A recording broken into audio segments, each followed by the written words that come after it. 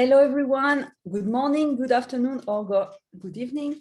Welcome to our Analytic Tableau user group. I'm very excited to be here today because we have awesome speaker and we'll have Sedal introduce them, just like a little intro about the speakers.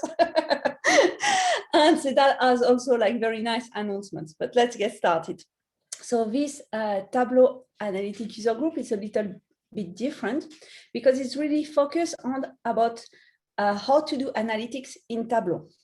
So we have met because it's almost 1 year that we are run this Tableau user group every 6-8 weeks.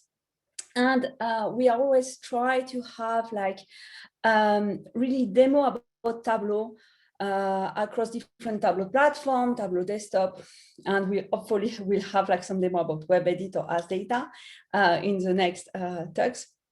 And it's always around analytics. Make sure to subscribe on the different link that you see here. You can also scan the QR code. I will copy paste on just chat the information for you to be able just to click about that. And yes, we are 2 leaders for the moment, so US and EMA. My name is Annabelle Rincon, like you said, and here, don't worry, I will speak about me later, Sedal. And we have Sedal Michael. Sedal is a desktop specialist, a Tableau feature author, it's a community equity task force, and is also the leader of this tag. And I really love that he will explain to you its Tableau journey. It's very passionate about data, and not only about sport also, it's always visiting about sport, and one of his passions is also wine. So that is a passion that we share in common, Tableau and wine. So that. Yep, hey everybody. And my name is Annabelle Rincon. I'm leading the Tableau Center of Enablement, and my passion in life are Tableau chocolate and my dog, not on this order. I'm also running Data Plus Women Zurich group. Data Plus Women is an initiative to promote women working around data, promoting them. And if you want to join, here's a QR code. Now I will tell you 2 things before letting Sedal introduce our nice speaker today. The first thing that you see on the bottom of your screen is that you have a chat button. If you want to say hello, where you're coming from, please use the chat. If you want to ask a question to our nice speaker, use the Q&A. It will be easier for us to track. Now, Sedal, please, the mic is yours for the announcements. Yes, and if you could copy and paste the user group link, there's a couple of folks looking for that. But before we get to our current set of speakers, we did, as Annabelle mentioned, we were 2 up until this very moment. We are announcing a new leader of the tug so that we can go even more globally than we are currently. And so we're really excited to have Sam join the team. Sam is based in Brisbane, Australia. I think it is 2 a.m., 3 a.m. over there. It's very early in the morning in Brisbane. And so we'll talk more about how she'll get ingrained into the group coming up shortly. But just for those that haven't met her yet, Sam, aka Biz Genie, is a Tableau trainer by trade. She has developed tons of trainings throughout Australia. She's developed tons of workbooks and manages over 800 users. She's also the data viz lead at Origin Energy and contributed BI solutions to the 2012 Olympics. You can also see below, she's very passionate about games and has a lot of really cool and unique visits. So we're really excited to have her. And she will actually be a part of our next upcoming event, which we'll talk about a little bit later. But for now, we'll just say welcome, Sam, and keep you all posted. As Annabelle mentioned, we don't have many rules, but if you can, there at the bottom of your screen, you will see both chat and Q&A. If you just want to say, hi, I'm coming in from Pittsburgh or Santa Barbara, please use the chat. If you just find what our speaker is doing cool, you can put that in the chat. If you have a question you would like answered, please use the Q&A feature. That's where we get all our questions from. You will see this chat function moves pretty quick, so it's tough to find your questions in the chat. So please use that.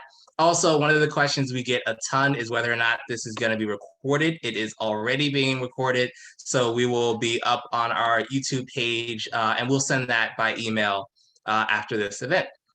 Always, please feel free to use social media. If you're on Twitter, you can hashtag analytics or tag us, but also tag all of our speakers. And every time I introduce a speaker, you can see their Twitter handle as well. So with that, we've got an awesome session happening today. We've got the Fleurlich twins doing a discussion on Tableau techniques. Autumn is talking about using design for data consumption. And we've got Tableau's own Sarah and Courtney to talk about certifications. So first up, Kevin Flerlage is a Tableau ambassador, 2-time Zen Master, and manager of Unifund. He's been part of the data world generally for 15 years, most of that time with Tableau, and is one of Tableau Public's most favorited authors. He is also one half of FleurlichTwins.com, which if you've not used it yet, you absolutely should. I get a ton of information from them, and a lot of what I know now comes from a blog post from their blog. But we also have Ken Fleurlich, who is a Tableau Forms and Ken Fleurlich is our Tableau Forums ambassador, 3-time Zen Master, and assistant director of data analytics at Bucknell. He's also an IT specialist who discovered Tableau in 2016 and is also an active community. Particularly, he's been active in the Tableau forums. And so I just wanted to shout out really quickly, if you have questions or want to see things happen differently within the community, the forums are a great place to do that. And Ken is one of the people answering tons of questions in the forums, and he is the other half of FleurlichTwins.com. So with that, I will turn it over to the twins to give us a little obscure, a little random, and a lot useful Tableau techniques. Take it away. Thanks so much, Sadeo. I'm going to share my screen here. And can everybody see my PowerPoint okay? I'm assuming that was yes. All right, so yes, thanks for having us. Thanks for the kind introduction. My name is Kevin Fleurlich, and with me is Ken Fleurlich. As Adele mentioned, we are both Tableau Zen Masters. We're both Tableau ambassadors in different facets, and we are identical twins. So my slide will move. There we go. That's me on the left. That's Ken on the right. And we run FleurlichTwins.com together. It could have been identical FleurlichTwins.com. That might have worked better. But since we are identical twins, people always tend to ask, how alike are we? Well, we can use some data points, I guess. Not data in the typical sense, I guess, but some data points to kind of talk through that. So let's start off where we live. So I live in Cincinnati, Ohio, in the United States. Well, I live in Burlington, Kentucky, which is just south of Cincinnati, Ohio, about 20 minutes outside of that in the US. And then Ken, he lives in a place called Williamsport, Pennsylvania, which is 20 minutes outside of absolutely nothing whatsoever, maybe some cow pastures, but there's really nothing there. Interestingly enough, he studied abroad in Scotland, met his future wife in Scotland, who was from Williamsport, Pennsylvania, and he moved up there 20 years ago and is still with her. So what we like to visualize, well, Ken likes to kind of look at serious topics like religion, war, endangered species, and even politics, where I like to tackle, the really hard-hitting subjects like Adam Sandler, video games, cartoons, and famous hot dog eating competitions. If you're not from the United States, maybe you're not aware, but on the 4th of July in Coney Island in New York, they do a hot dog eating competition. This guy right here, even though my data is only updated through 2017, this guy ate like 75 hot dogs and buns in 10 minutes this year. Full-size hot dogs. Insane. But ultimately, I think everybody always wants to know who's the best at this stuff, right? Who's the best at this data viz, this Tableau thing. So we can use data for that as well. So Joshua Tapley, he has put out a thing called Cerebro, and it's really just where he scraped the Tableau public site, and he has some statistics for different authors, right? So we could zoom in here and look at the number of followers on Tableau public. Well, I'm number 3. Ken's a distant 6, so pretty embarrassing for Ken. I mean, there are what, 1 million, 2 million authors on Tableau Public, so 6, I guess, is okay. But we can look at the number of favorites. So we always see Andy Kriebel at the top of this list, but number 2, me. Sorry, Ken, number 3. So I think the data shows that I am better at this stuff than Ken. Sorry, Ken. Truth is, Sadale said Ken was a 3-time Zen master. He's actually a 4-time Zen master. I'm pretty sure it was my fault that it said 3. I think I sent the wrong bio. But Ken is a 4-time Tableau Zen master. I'm a 2-time Tableau Zen master. Ken was a Zen master before I even downloaded Tableau Public. He's historically been a DBA.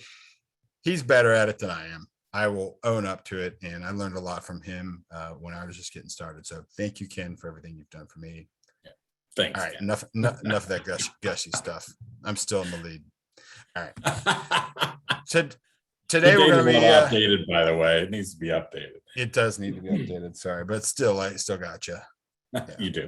The rank still counts. Numbers, the actual raw data. All right, we kind of went through all this. Today, we're going to be talking a little obscure, a little random, and a lot useful techniques.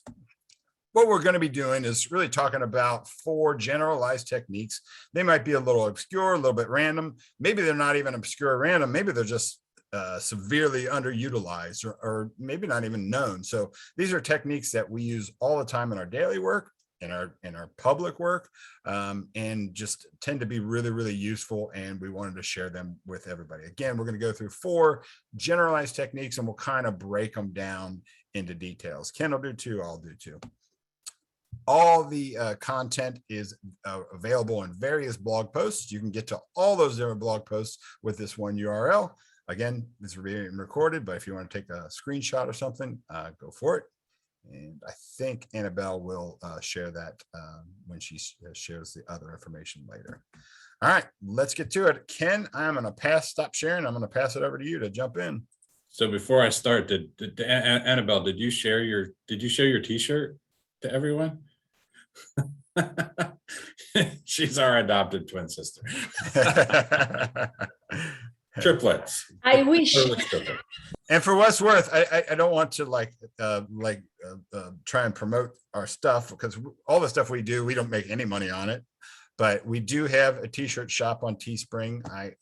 You can search for Fleurlich Twins, and everything that we do, all the proceeds that come from that do go to charity. So we've written some, I think we've been able to give it like $300, but if anybody wants a Fleurlich Twins shirt, 100% of it will go to charity. You just search for Fleurlich Twins on Teespring, and you can be our adopted sister as well. So, all right. Sorry, go for it, Ken. All right.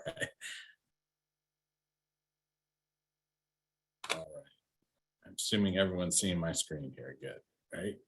Yep, we can see it. Okay.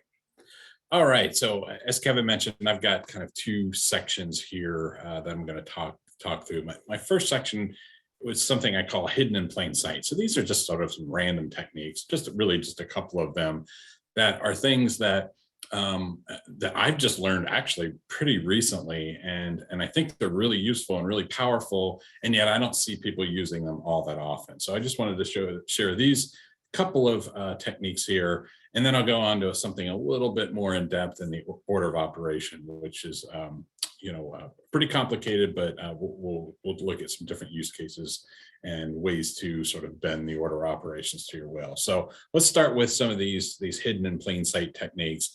The first one I want to talk about is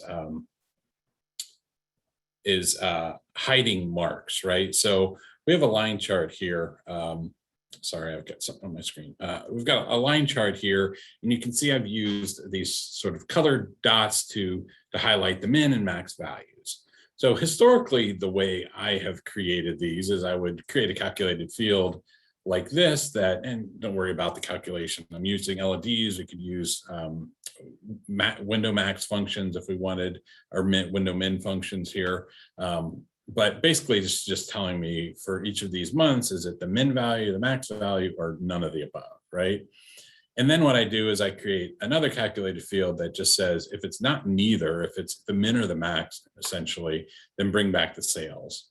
I then use that on a dual axis, as you can see here. So if I undual it, you can see that I've got those two marks, and then I've colored it by high, low. So that's typically how I have historically created these charts that highlight the min and max values.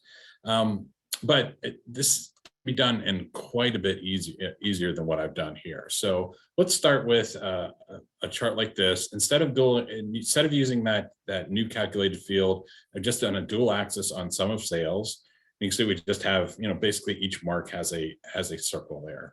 And then I've colored on that second axis, the circle axis, I've colored by high, low, just like we did before. And then to hide these gray ones, these neithers, all I have to do is right click the legend and choose hide.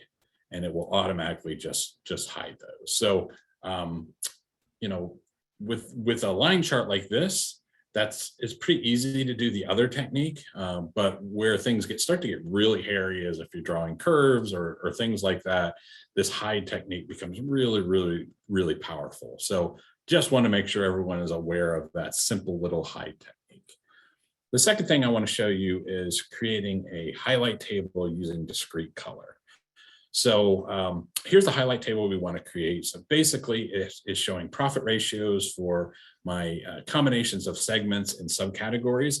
And what I want to do is highlight my top two profit ratios. You can see the dark blue is the top one, and then the second highest is my light blue. And then I also want to highlight my bottom two profit ratios. So with a darker orange and a lighter orange. And the key is I want two different colors here so that you can figure out which one's the highest and which one's next in line. So what I have historically, if you think about this sort of logically, how you would create this, excuse me, you would generally do something like create a rank. Sorry, that's the wrong one. Profit ratio rank. We create a rank field to rank these, and then you might create a calculated field, something like this. So, and let's again not worry about the details of this. So basically, though, it's bringing back whether it's the top one, or it's in the top two, or it's in the bottom two, the bottom one, or none, right? So none would be everything else. And then what you would do, again, if you're thinking through this logically, you would drop top and bottom two on color, change this to a square.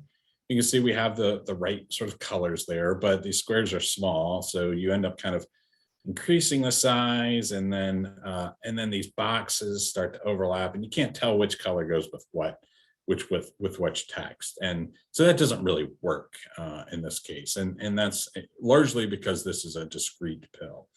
What I've done in the past to kind of address this is, instead of creating a discrete value, create something that can be used as a continuous value. So instead of the text, I just return numbers, 2, 1, -1, and -2, and then a 0, right? So now with this being a continuous field, if I drag that to color, change it to square, these now kind of live in their own, they live in their own home, if you will. They stay home, and you don't get that overlapping effect. Now, one problem is that this middle color is this sort of grayish. What we can do is edit the color palette and choose, I always have a lot of trouble finding this one, the orange, blue, white diverging, and then the background gets to be white. So that works, and it kind of meets my needs, but I would love to have more sort of granular control over the color. So for example, maybe I want to change this second highest profit ratio to like a pink or something like that. Well, with me having to choose these diverging palettes to sort of force this to work, I'd have to go and create a special diverging palette or something like that. And that just becomes sort of a painful process. So it would be really nice if I could use that discrete pill and then individually change all those colors as desired. And so there's a neat little technique that allows us to do this. So let's go back. We're going to use that same original. So this is the original discrete field, We're going to drag that to color. Change this to square. Let's just go ahead and increase this all the way. Again, we have the problem with the overlapping marks. But the trick here is just to create an inline calculation. In fact, this can be any calculation, doesn't have to be inline, but just an empty string. And then we're going to copy that down to rows as well. Let's get that on the sizing thing. Let's size this a little bit. And then we'll right click these, hide the headers. And now you can see that these colors are staying within their own little boxes exactly as we want. And now, because this is a discrete color, we can go in and change each color individually if we like. So I mentioned before, I wanted to change my second highest profit ratio to pink. I can select that here, change it to pink, and now I have that very granular control. So this is something I just learned probably about a year ago, and I was blown away. So I wanted to make sure everybody was aware that you could do this. You don't have to jump through hoops with continuous bills to do this kind of highlight table. All right, so let me switch gears. I'm going to get into something a little bit more technical in the order of operations. You know, for me, the order of operations is one of the things that you really need to get familiar with if you're going to advance your skills in Tableau. And once you have a good, strong understanding of the order of operations, you can really use it to bend Tableau to your will and make it do what you want when you want it to happen. So what I'm going to do is share a handful of techniques, some common sort of order of operations problems that you'll run into, and how to use the order of operations to correct those. So before we do that, let's just do a quick introduction of the order of operations. This is the chart you'll typically see on Tableau documentation or something like this. At the top, we've got the very first things that get computed. So the very first thing that happens are those extract filters followed by data source filters. And then down at the bottom are the things that get computed very last. So trend lines and reference lines are at the bottom. And then before that, you've got the table calc filters. And so it's this sort of continuum of order of the way these things get computed. And by figuring out and understanding what's on our view at any point in time, we can really use these to make it do what we want it to do. So the first and most common problem I see in the order of operations has to do with fixed LODs. So what I have here is a list of my customers and their first order date. So you can see here the LOD that I'm using. It's just fixing on the customer name and getting the minimum order date. So basically the first order date in the entire data set is what we're grabbing here. And that works great. We can see all these first order dates for all my customers, but I might want to be able to drill into that further and understand a little bit more what's going on. And so what I've done is added a filter on category with the idea that, you know, I can say maybe deselect some of these and see the first order of technology, right? But the problem is, as you start to change this filter, you're not really seeing any dates change, right?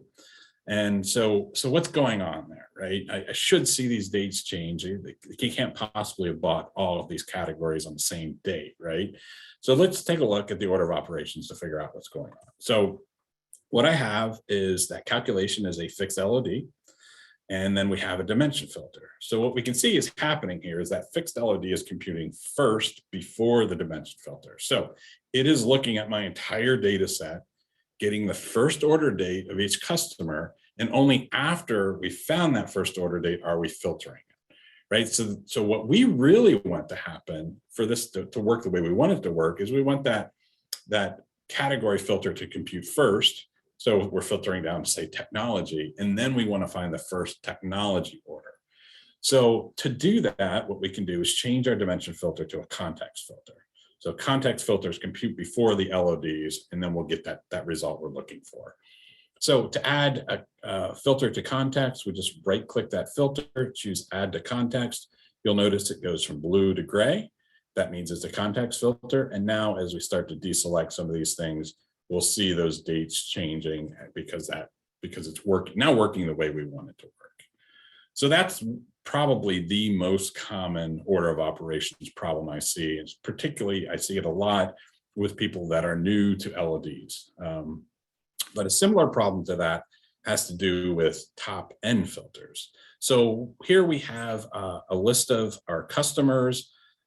they're basically the top 15 customers. So we've got their rank, their name, and their sales amount. And we're doing this using a top-end filter on customers. So we're doing the top 15 customers based on the sum of sales.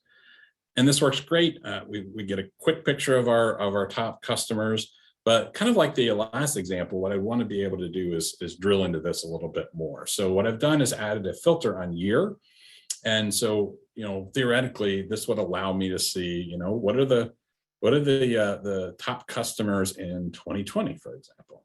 But when I filter down to just 2020, we immediately see what a couple of problems. One is that I no longer have a top 15. And the only way that really makes sense is if I only have 14 customers in all of 2020. And I know that's not the case. The other problem I see is that some of these 13 and 14 are really small numbers.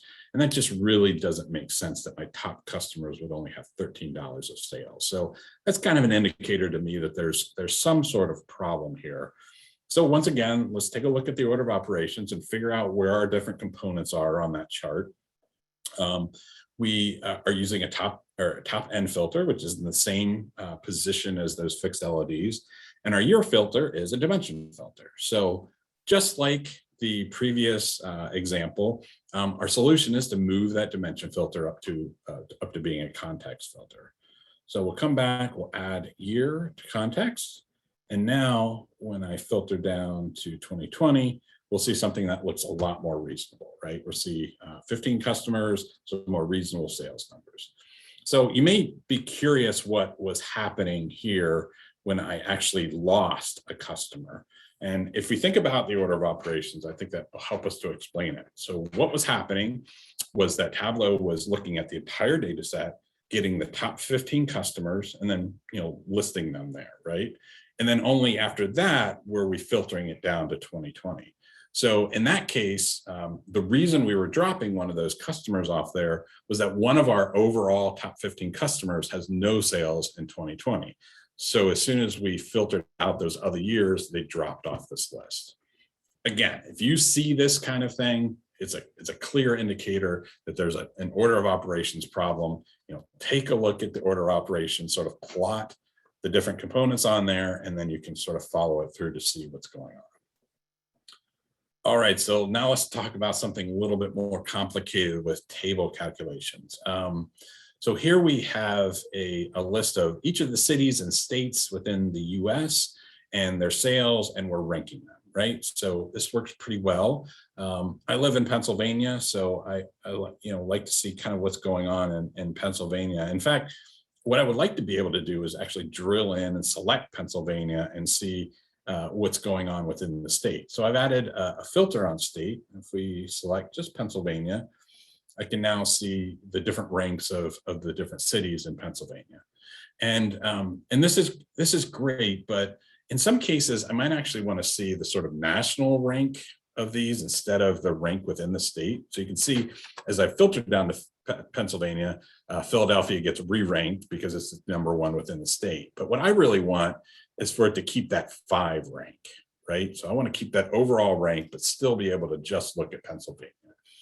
So once again, let's look at the order of operations. What we have is a table calculation that is getting our rank, and then we have a dimension filter on the state, right? So the state dimension filter computes first. It's cutting it down to just Pennsylvania, and then it's doing that rank. And because it doesn't have all the other states' data in there, it's just ranking within Pennsylvania. And what we really want to do is sort of force the ranking to happen first and then filter the data. And the only real kind of filter that happens after a table calculation is the table calc filters, right? So what we're going to do is trick this filter into being a table calculation so it computes after the table calculation. And to do that, this is a nice little trick I learned from Pooja Gandhi. Basically, what we're going to do is use a lookup, which is a table calculation. We'll do max of state with an offset of 0. So lookup just looks up a previous value or a future value in your rows. So with the offset of 0, it's just going to return the value of the state, right? But the key is that this is a table calculation. And so when it acts as a filter, it will act as a table calculation filter. So let's do all here. We'll show this filter. And I'm going to just choose Pennsylvania. And you can see now that it's retaining that rank. All right. So I've got my 5 rank. So once again, let's look back and see what that was doing. Basically, it's looking at the entire data set, all the cities and states, doing the rank. And then after the rank is done, it uses the table calculator filter to filter it down to just Pennsylvania. So that's a little bit more, it's a little bit trickier, a little bit more complicated one, but I see the use cases for this all the time, and it's a great sort of technique to have in your back pocket when you need it. So one more technique, and this deals with the same sort of order of operations problem that we were just talking about. It can be used to create these nice bands like we have here. So this is showing the growth of sales from 2019 to 2020. And I want to show you how to create this sort of using that technique that I just shared, or something similar to it. So, you might think that we would start with something like this, with the year and the sales, and we use a quick table calculation here to do the percent difference, and that gives us this 20%. Now, for this to work, we've filtered on 2019 and 2020, right? So if I just want to isolate this number, your initial reaction might be to just exclude 2019, right? But what happens here is that we no longer get that percent difference, because that filter on the year is a dimension filter. It's computing before the table calculation. The table calculation doesn't have 2019 data available in order to perform that percent difference. So that's not really going to work for us here.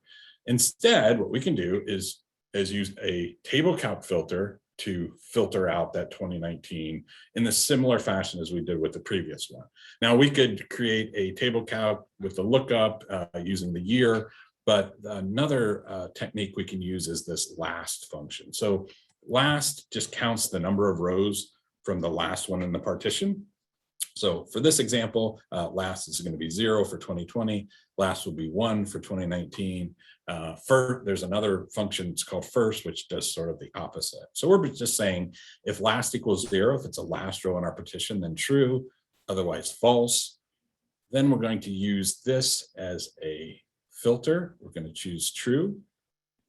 Again, because this is the table calc filter, it computes after the table calculation, so we don't lose that 20. We can now just hide the headers, remove the sales, make this an entire view, make it bigger, and we now have this nice band that shows us that year-over-year growth from 2019 to 2020. Again, just tricking the order of operations to do what we wanted to do. And oh shoot, Kev, I hate when I click on a text band like this and I get that big blue highlight. I really wish there was a solution to that. I don't know. We'll see. Maybe they'll come up with a fix at some point. But so that's the order of operations. Again, it's really critical thing to learn and understand and get good at, and if you really want to advance your skills. So check out the blog link that Kevin shared. I've got a number of other techniques that you can use for the order of operations and links to lots of other good documentations on this topic. So with that, I'm going to hand it over to Kevin. Thanks, Ken. Yeah, that blue kind of drives me crazy too. Does this feel like a little foreshadowing? Maybe it is a little foreshadowing. So we will take care of that. All right. So Ken kind of really went very technical. And as he often does, I'm going to go a little bit lighter here and talk about buttons. Sounds silly, but we're going to just talk quickly about some creative uses for navigation buttons. So first off, what is a navigation button? Well, let's assume that I have two different dashboards. One's aptly named scatter plot and one's named bar chart. I can drag a navigation button to the view. It'll make this little gray button. Got a little something in the way here, but I click edit button. I can tell it where to navigate to. So I want to navigate to bar charts. Then I can leave it as text. I can type in text here that says bar chart, right? I can change the color to some ugly color, right? Hit OK. And now I have a navigation button that when I click it, Well, doesn't seem to be. Oh, well, you see, I'm on the bar charts and I'm trying to navigate back to the bar charts. Let's fix that. Sorry about that. The scatter plot. I'm not going to change the text here. Now, when I click it, it jumps over to scatter plot. And then I can put another button that jumps over back over to bar charts. We've all done that a bunch of times. But I don't really like these kind of standard buttons. They're just these rectangular sharp edges. You only have, you can't even pick, as many colors as you like. You can't color pick it. There's just lots of issues. So I tend to use images instead of text buttons. You can click image here and go choose an actual image. To make this a little bit easier on myself and on everybody else, Ken and I created 100 different buttons, and we did this in PowerPoint. PowerPoint's a great little graphics tool. So we created these 100 different buttons that you can bring in. Just download the PowerPoint here at the top. This is on my Tableau public page. And you can edit these buttons, change the shape or change the text. And you can bring this button into Tableau and have a nice little button instead of that text. So that's one little trick that we like to use. Another thing that I like to do is let buttons add context. So this is a Major League Baseball visualization I did 3 years ago. And there in Major League Baseball, there's 6 divisions. Each division has 5 teams in it. So I have a dashboard for every single division, right? I wanted to add navigation to allow users to go to each division that they like and to tell them at the same time what division they're looking at. So here we're looking at the AL West. You can see it on the tab name, but we also have this little button here that's highlighted AL West. Everything else is grayed out. It even highlights the American League. If I come over here to National League Central, which is where the Cincinnati Reds play, I'll click on that. You can see this gets highlighted. This gets highlighted. It tells you where the National League Central, and then it shows the National League. Cincinnati Reds, by the way, in last place. This is a couple of years ago. They did okay this year, but not great. So this is just a really nice way to give additional context to users when using navigation buttons. I do this up top a lot as well. Maybe I'll just have an outline button and then I'll have a white filled button, the white filled saying that you're on that particular tab at that given time. It just gives a little bit more context to users. Another little cool trick that I like to do is to use a minimize and maximize button. So most of us are all used to the controls in Windows where you can minimize, you can maximize a window. Well, I like to do that in my Tableau dashboards. This is a blog post example where I was just talking about how sometimes if we show a partial month, you're going to make your customers or your clients freak out. Oh boy, what happened here? Well, there's only 3 days of the month where this is the full month, right? So this particular blog post talks about 9 different ways to show that. Well, in this blog post, I wanted people to be able to kind of expand this window and see more. So maybe they were interested in this particular technique. They can click this expand window. If I can click it, and then it expands that just like it would a minimize and maximize in Windows, right? So I can just go back to the dashboard by hitting the pop in button. It's running a little bit slow, so bear with me here. So this just gives a nice way for people to kind of explore the data more easily. I do this all the time with scatter plots and jitter plots where we want to kind of explode this and just give more space for things to breathe. So how might we do that? Well, we're doing that with just simple navigation buttons. I'll show you how we're going to do this. So I've just got my dashboard set. I don't have any of these little buttons. What I want to do is duplicate this sheet. It does require you to duplicate the dashboard. Some admins might have issue with that, but I'm going to take all of everything in this container and delete it. I'm going to focus just on this one, by the way. So let's delete that. And we duplicate this so everything looks identical except for that one single chart. All right, should have probably staged this for you, but you're just going to have to watch me delete sheets and containers. All right. So now we have this view right here, and then we have the maxed out view right here. Really simple. All we're going to do is add a navigation button to change that dashboard. So let's drag in a navigation button. I'm going to edit that. I'm going to tell it to go to min max demo 2, choose an image. I'm going to choose this pop out button. I'm not going to spend any time formatting it, but I'm just going to drag it down there. We're going to come over here and we're going to do the same exact thing, but in the opposite way. Edit this button. Min max demo. Choose an image of pop in. Hit OK. Again, not going to clean it up at all. For some reason, these buttons sometimes take a little while to load. All right, now if I press my button here, I have this really nice min and maximize options, just to give your users a little bit easier way of looking at it. I also like to use buttons for tables of contents. So you may be aware my company is Unifund, but our technology arm is called Recovery Decision Science. It's RDS. We have a Tableau public page with maybe a dozen different public visualizations. One of those is unemployment. And this was done by me in April 2020, right after the pandemic had hit and unemployment skyrocketed. So they asked me, hey, will you build this unemployment workbook? I started digging through the data and just found everything so fascinating. I ended up with 18 different dashboards.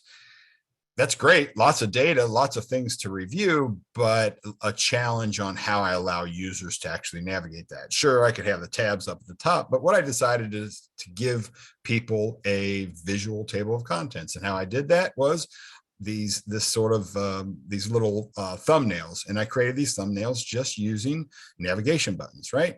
So you may be aware, we'll demo this, you may be aware I can go to a dashboard and I can just go dashboard, export image, and I can export an image of this dashboard. Well, I can just use those images as navigation buttons. So let's just kind of do that. I'm just gonna throw in a horizontal here, and then we'll throw in a vertical, and a vertical, and this is really not all that important, but just kind of show you with 4 of them here. So we have kind of have my things. Oh, I'm sorry. So I'm going to drop in a navigation button on this one, another one here, another one here, another one here, and you can see what we're starting to do is create this sort of, I need to distribute these evenly. Starting to create this sort of visual table of contents. All right, so what I can do is then just go pick edit button. I'm going to tell it to navigate to demo TOC1, pick an image, and I've already got these dashboard exported images ready to go. So now I've got one little, when it finally loads here, sorry. Now I got this one little button. I would clean this up. I would add a title to it. I would put a little outline border around it, but then we can do the same thing here. And as we go, we've built out this sort of visual table of contents, just like you saw over here, right? And if I click this button, very simply, it goes to that dashboard.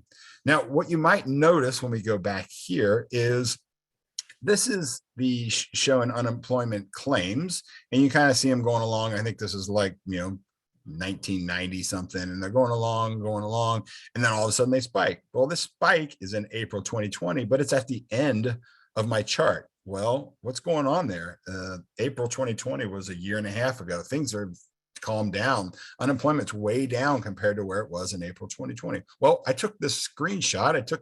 I exported that image in April of 2020. So, or maybe in May of 2020. So this is a static image. It's not updating with our data.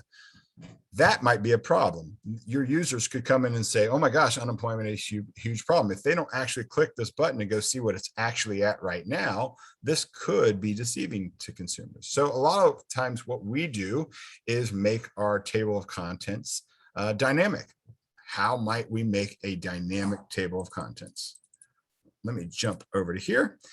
So when we build dashboards, we drag sheets onto dashboards. We don't drag dashboards onto dashboards. Well, that's what I kind of did over here is dragged images of dashboards onto my dashboards. But to make it dynamic and to update with the data, we need to drag sheets onto our dashboard. So I do have some sheets over here. This is the dashboard number 1 and the 2 sheets that go along with it, right? As I update the data, these sheets are going to update as well, right? So what I can do is start to just drag, and I'm not going to put it in these containers. I'm just going to drag some sheets on here. And we can use this as sort of our first button. We can add this one and use it as our second button.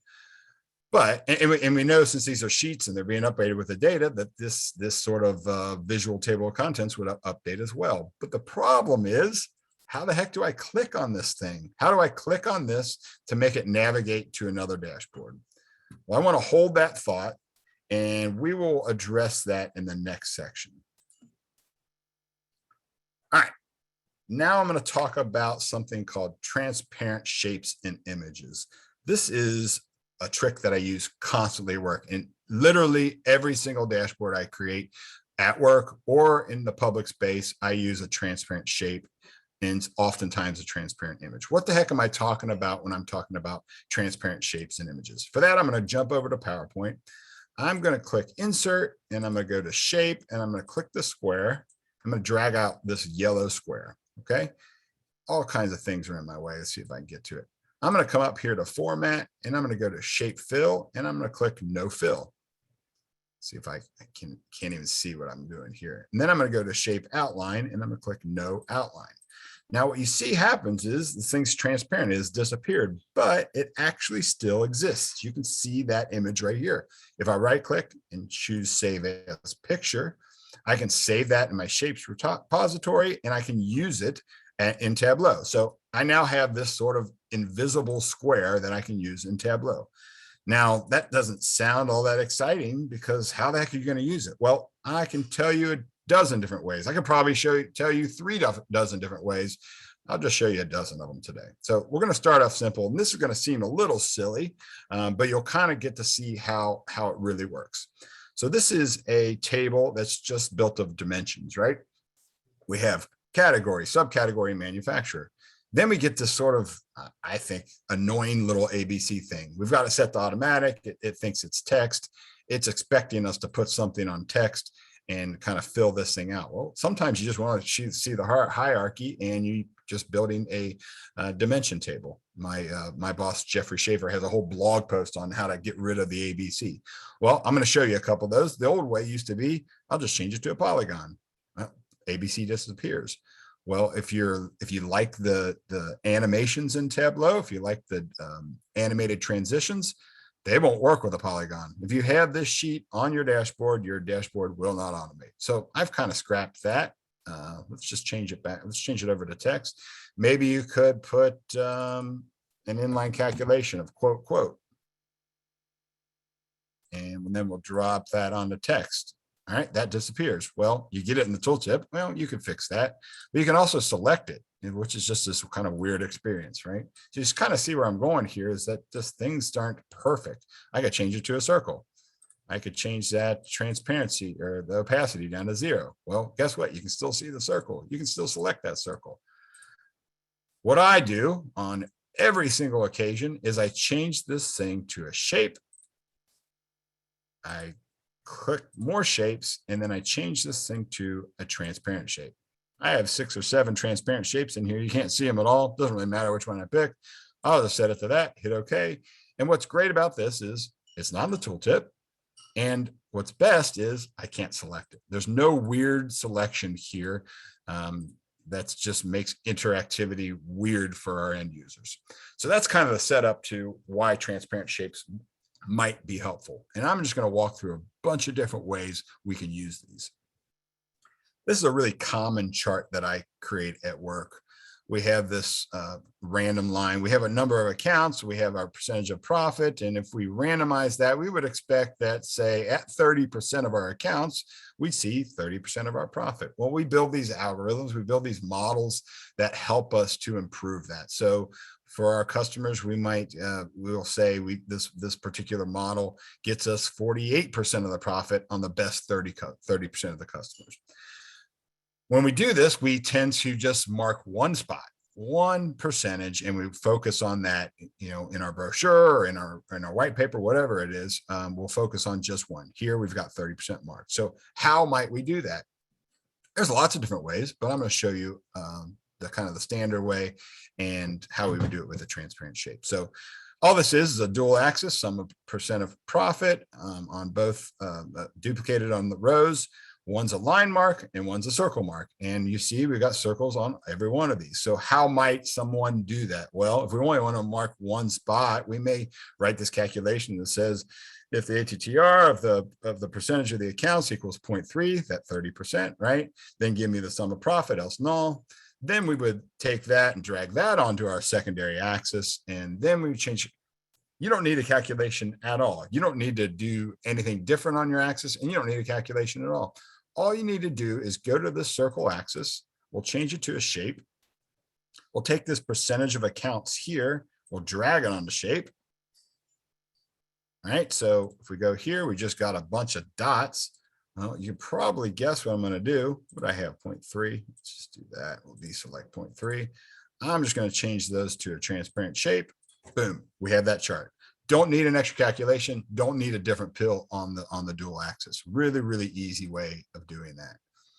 The same kind of thing applies to if we just want to mark the last dot. I feel like this is cluttered. I don't think we need this little dot. Sometimes I just like the line and just a dot at the end, right? We might do that in a very similar way. So how might we do that without? Well, we might write this calculation to just give us the sum of sales for the maximum month in our view. So if the ATTR of the date chunk of the order, blah, blah, blah, equals the fixed max of the order date, okay, then give me the sum of sales, right? And then we put that on our dual axis, kind of like before. I think this is a lot simpler. I'm just going to create a true false boolean. It just says if the order date equals the max order date, then give me a true. I'm going to come over here to my secondary axis, change it to a shape, drag this onto shape. So you're going to have a bunch of trues and falses. I'm going to change the false to be a transparent shape, the true to be a circle. And we now have this line with a dot at the end versus all those different dots. So really easy way to do it just using a transparent shape. Now, Ken mentioned this weird thing before. He was interacting with a band, and oftentimes I like to use bands for filters and highlight actions. And, I want to give them the tooltip, so I can't exactly just throw a blank over it. So I want people to be able to interact with it. But that blue is just so weird. We can fix that using a transparent shape. So let me go to that sheet. I'm going to duplicate this just for demonstration purposes. So what I'm going to start by doing is just changing this to a shape. First off, you can see it here in the sheet, that weird blue. I can change this to a shape. We're going to get a shape come up, a circle, right? Then I'm going to change that to a transparent shape, hit OK. And now watch what happens. I think I picked it. Maybe I didn't. Try that again. Now see what happens when I click on here. We don't have that weird blue highlighting. It just highlights the number, which is exactly what I wanted to do. So again, here's that weird blue highlighting, and here's a nice clean updated highlighting using a transparent shape. And I should give credit to Josh Tapley, who I mentioned earlier. He came up with that technique. So very cool. This one's from Luke Stanky, a fellow Zen master. What he did was look at, this is using Superstore. He looked at sales in 2020, and he compared it to sales in 2019. So this is sales for 2020. And what this little number out here says is how it's changed from the last year. So it's number 1 in 2020. It was number 2 in 2019. It moved up 1 spot. This was number 1 last year. It moved down 1 spot, up 3 spots. Well, this one didn't do anything. It hasn't changed, right? The 1 and the 3 in red and blue, okay, I think we get it's good and bad, up and down, but just to make it a little bit easier, we might want to add some icons here. So maybe we'll add this blue and icon and a red icon. We'll come over here to shapes and we'll make this a up arrow, this one a down arrow, hit OK, right? So this is really obvious. It went up 1, it went down 1, it went up 3. Then we have this weird thing where it didn't change at all. This was number 4 last year, it's number 4 this year, it didn't change at all. We don't want that icon at all. Well, what do you expect we were going to do? Let's just go to transparent shape, change that to a transparent shape, and that thing just disappeared. All right, so up to this point, I've talked about transparent shapes, as in bringing them in using your shapes repository, right, as a mark type. We can use transparent images for all kinds of other cool little tricks. So hyperlinks is one of them. So for example, if we were to type this text out, the text was pulled directly from HTTP, right? This will turn into a hyperlink. If you type the full URL, it will turn into a hyperlink. This thing will pop up here and go to Wikipedia on Tableau software. But how might we do it in text? We don't want to type this whole thing out. If I want to link to just Tableau software, how might I do that? Well, I've got this, and it looks like a hyperlink, but it's really not. All it is I made this text blue. Excuse me for a second. Home phone is always ringing with telemarketers. So this is just a text box. There's no hyperlink about it. I just changed this text to blue, underlined it, but we can make that a hyperlink using a transparent image. What I'm going to do is drag an image to the dashboard. I'm going to put it right over top of that little fake hyperlink there. I'm going to paste in the URL, and then I'm going to go choose an image. And what I'm going to choose is, guess what? A transparent image, right? So what is happening here is we got a URL tied to this image, URL opened when the image is clicked, and I've got this transparent shape. So if I were to let that go and unclick it, you can't see that that thing even exists. Nobody would know that's there. But since we have that URL tied to it, and when I put my cursor over this, I now have a hyperlink, and I can click on that. What appears to the end user that I'm clicking on this text is really clicking on an image. So a cool little thing to create hyperlinks in your dashboards. I do this on my sample dashboards on Tableau Public all the time to allow people to click here to go to a blog post, or if they click my name, it might go to my Twitter account, something like that. So cool little trick for using transparent images. Actually, a great use case for that transparent image is that dynamic table of contents we talked about before and that we didn't solve. So you remember before, I just dragged these sheets on the dashboard. They're going to update. They're going to be dynamic, right? As your data updates, these are going to update.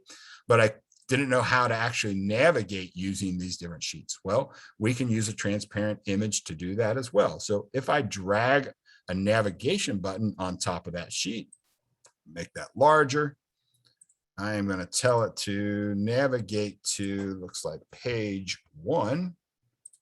And then I'm going to pick an image button. I'm going to go choose one of these transparent shapes, hit OK. Again, it takes a little bit. Now, you can't see that shape floating on top of it. It just looks like a sheet. That sheet's going to update dynamically. But if I click the button, it's going to navigate to that dashboard, that particular dashboard. So we can create dynamic table of contents by using these sort of invisible, transparent navigation buttons. We've done this at work dozens of times. It's a really cool technique. In my blog post about transparent shapes, I actually use this exact technique. I wanted these kind of cool navigation menu. I could have made all these individual buttons, but I just kind of drew this in PowerPoint and I just overlaid transparent shapes. These navigation buttons as transparent shapes to allow me to navigate. So cool little technique there. I use filter buttons in my work all the time. So for example, if I click on 2017, this is showing sales from January to December for each year that I select, right? 2016, 2018. But if you're anal at all like I am, I see this weird selection here. This button is sort of like outlined in a really odd way. Now, there are techniques of getting rid of this using a filter action, but if you're using a filter action, you can't apply that technique. So one of the things I like to do is use a transparent button, right? So what I have here is those same buttons here, and I should note that these are just using a parameter action. Actually, I'm just sending the year to a parameter and filtering based on it. But in order to get rid of that weird selection, what I've done is duplicated this button sheet, and I've actually created another sheet on top of it. And guess what I have? I've assigned this transparent shape to all these different buttons. Now, this button here, you can see as I hover over it, you can see I got the little hand there. It's the name, I can select it. But this 2016, it's a transparent shape. It still has 2016 associated with it. This still has 2017. This is 18. This says 19. So when I click this button, it's sending a value to a parameter. And then it's highlighting this button based on that parameter value, and it's filtering this chart. But all it is this sort of transparent buttons over the top. What's nice about that is you can't select, when I showed you the bands and I showed you the ABC trick, you can't actually select that. So as I click one of these buttons, I don't get that weird highlighting. It's just a really crisp, clean look. Besides, when I look at this, when I get that weird outline here, I don't have that at all. It's just nice and clean. So I use that technique all the time for buttons. When I was a newbie to Tableau, I wrote about this technique called no polygons. I actually use a transparent shape in that. So go check that out if you're interested. This was kind of the first thing that ever got me noticed in Tableau. Ken uses this in his scrollable timeline. He uses a transparent shape. This is running a little bit slow for me, but you can kind of scroll this timeline, and transparent shape is key to this technique. And recently I shared something called my data fam finder. My goal here was to allow people across the world connect with each other. So for example, let's say that I am traveling to France and I want to know who is in France, and I'm going to just click here. I can click here. It's going to give me this sort of this buffer, and it's going to tell me who, and I can set this mileage. Let's say I've got to set the kilometers. Who is within 500 kilometers of where I'm going in France, right? So we have this list of people. These people registered on their own. You can see Annabelle here is on the list, right? So these people registered their names and gave their general locations. Now, if I go to France, I can go say, all right, I'm going to go connect with Ludovic and Annabelle while I'm over there, right? I just wanted to kind of allow our data fam to be able to connect more easily. So how did I do that? You noticed when I clicked, I'm not actually clicking on a mark, right? So how is that happening? How is it drawing this buffer calculation, sending these values to parameters when there's no mark, right? So if I go to a sheet and I try to do that again, there's no mark out here to click on, so it's not working. I could click all over the place. I can click in Spain or something like I did before, and all it wants to do is zoom in. What I've done is taken a list of 26,000 cities across the world. I've listed their Latin longs, and I've added it to my dashboard. I actually added it to a Google Sheet first, and then I've basically union anybody who registered on top of that list. So I now have 26,000 cities, and then everybody who's registered for this website to add their names underneath that. If we go to the map, what we'll see here is I got 3 different shape types. I've got a circle for a person. That's one of these red marks, somebody that's registered. I have an X for where it's selected. And then I have a transparent shape. Let's show that transparent shape and see what we're dealing with. I essentially have transparent shapes covering the entire map. There's only a few locations where I can't click on it. So when I come over here to the dashboard, and I don't think, I've completely screwed that up. Let's go back here. Undo that. Now I go back to this dashboard. What looks like no mark at all actually has this hidden transparent shape. And when I click basically anywhere on the map, I can draw this buffer circle and determine who is in that general area. So we could go to, closer where I live, and we can click and we can get to this list of people. So this is my most extravagant use of transparent shapes ever, containing over 26,000 of them. This trick is so useful in so many different use cases. I tell you, I use it every day, and I find a new way of using it every single day. So, all right, I think that's really it for us. Again, you can check out this website link, fleurlichtwins.com/techniques, for all our different blog posts. Right now, I will tell you, it's a question I saw in the Q&A a bunch. These workbooks are not up there, but we'll get them up there. We'll hide them on our Tableau public page. They'll look exactly like they do in the presentation, so they won't be pretty and clean. And there will be 2 of them, just to warn you, but we'll get that up there before the end of the day. And I don't know if we have time for questions, Annabelle, Sadale, but happy to take them if we do. I will throw one out, but I will say thank you, you both. I will say one hack for these presentations seems to be have a twin brother that can answer questions while you're talking, because Oh in my the gosh, they've been past, keeping me really busy. yeah, in the past I hour, we've still have answered, 11 left. but we've got 60 done so far. So first of Wow. all, thank you all for your Awesome. questions, but we've answered a ton already. But I did want to throw one out that I thought was really interesting, and a question I'm sure lots of other people have. And Ken, you linked to a post, but we'd love either of your perspectives on it. We have a person, Kevin, who has some Tableau developers on his team. And like I think, like every Tableau developer, they dream of someday being Ken and Kevin Fleurlich level developers. And so his question was kind of around like, how do I help my team start to get toward that level? And we're all kind of on different, different pathways, and we're on this journey. And very few of us are 4 times Zen masters. How would you suggest maybe one or two nuggets for how to kind of get your skill set on a path towards this sort of master level of development?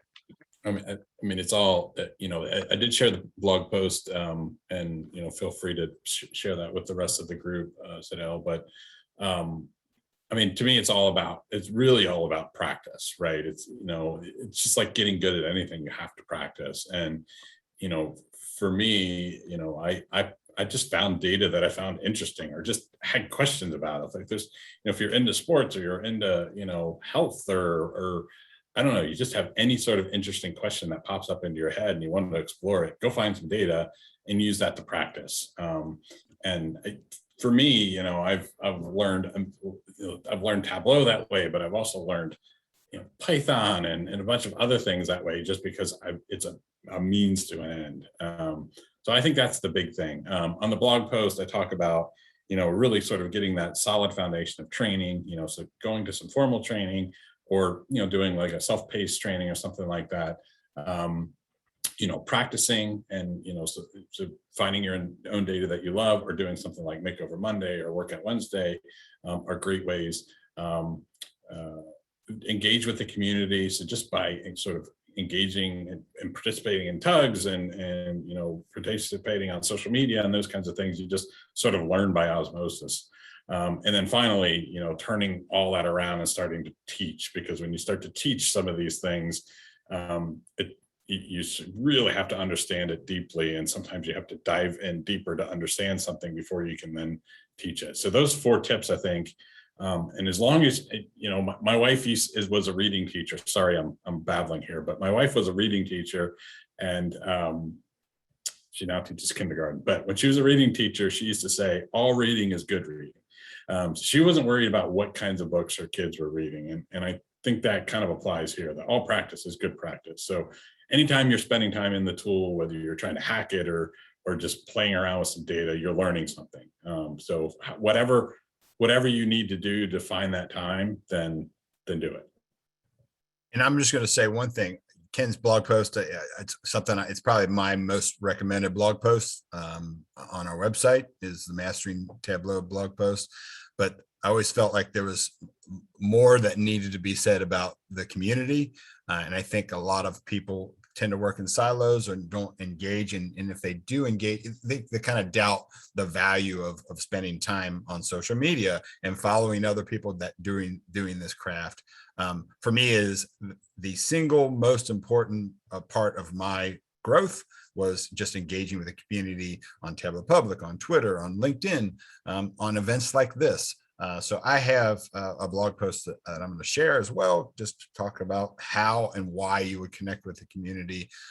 Like Ken said, it's like learning through osmosis, really powerful to see what Adam McCann can do in Tableau, or what Jeff Schaefer can do in Tableau. So really inspiring, and help me increase understanding and learning just at much more rapid pace than I would if I were doing it alone. Yeah, I can't echo that part enough. At least I'll say for myself, and I'm segueing over to you, Autumn. When I first got started in but 2018, I was doing it pretty much by myself. But I think the moment I joined the DC Tableau user group was the moment that everything kind of took off. And then by 2019, people started to notice me, but that's only because I started noticing people first. And one of those people was Autumn, who did this amazing viz on Black-owned restaurants across the country. And this is also her beginning to become this like massive entity that she is today. But that's something that I took from, I've taken so much from that viz and other vizzes that she's put together. And so I'm really happy that she's here today to chat with you all. Autumn is now a Tableau featured author. She was a newly minted social ambassador and a Tableau consultant with Tessellation. I think we already mentioned Luke Stanky. He's a part of that group as well. A lot of great developers over there. She has a comms and psych background, which is fantastic because I also have a comms and psych background, which are these two things over here. But she focuses a lot on media design and social issues, which drives a lot of the things that you'll see on her Tableau Public. And once had a career as an analyst with the Walt Disney Company. So I'm expecting magic in this presentation.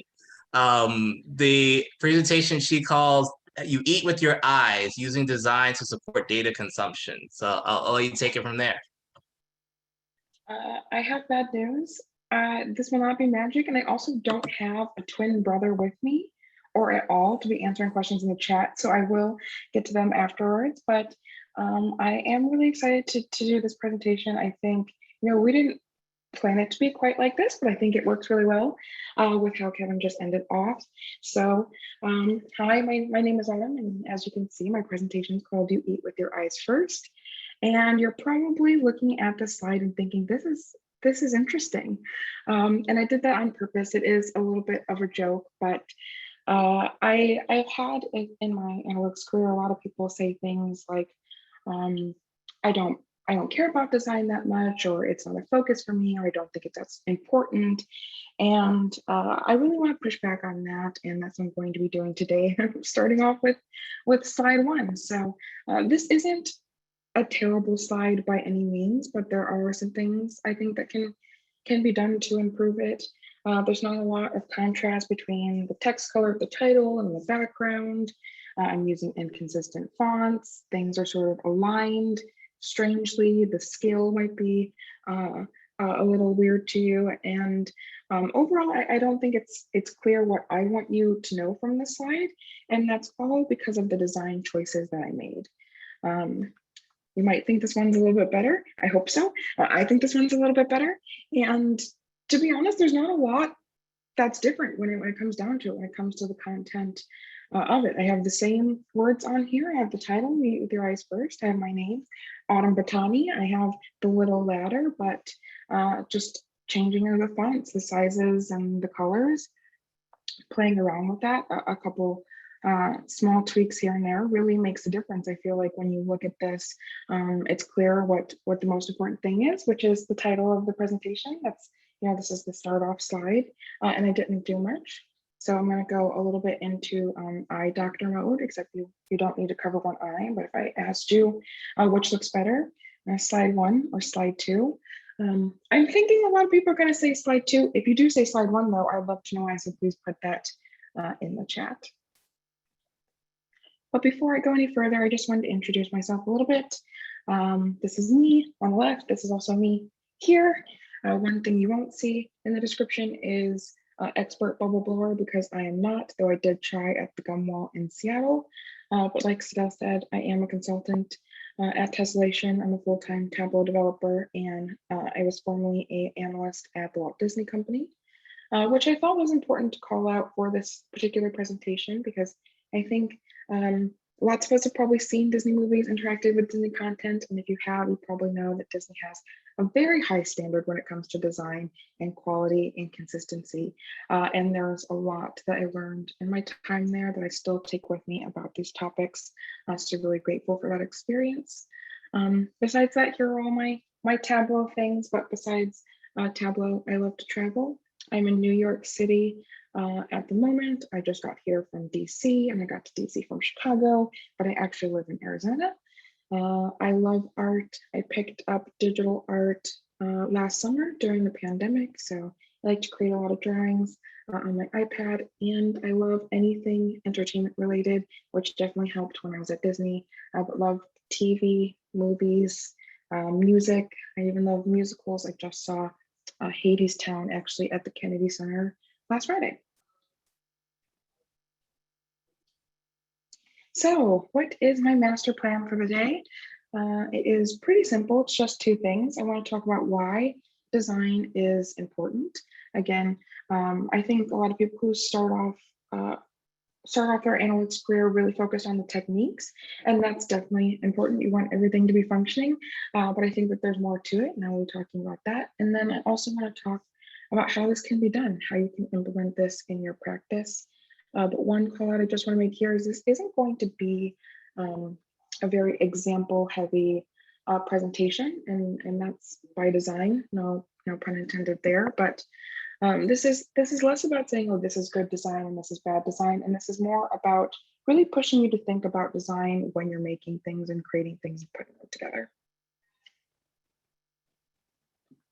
And why am I doing this? Well, I think Robert said it best, and I did get his permission to share this tweet, but I want to make analysts better designers. I think it's a really big part of getting your point across. And I think Kevin brought up a lot of great points with his part of the presentation of it. It really makes it easier to use, easier to look at, easier to interact with.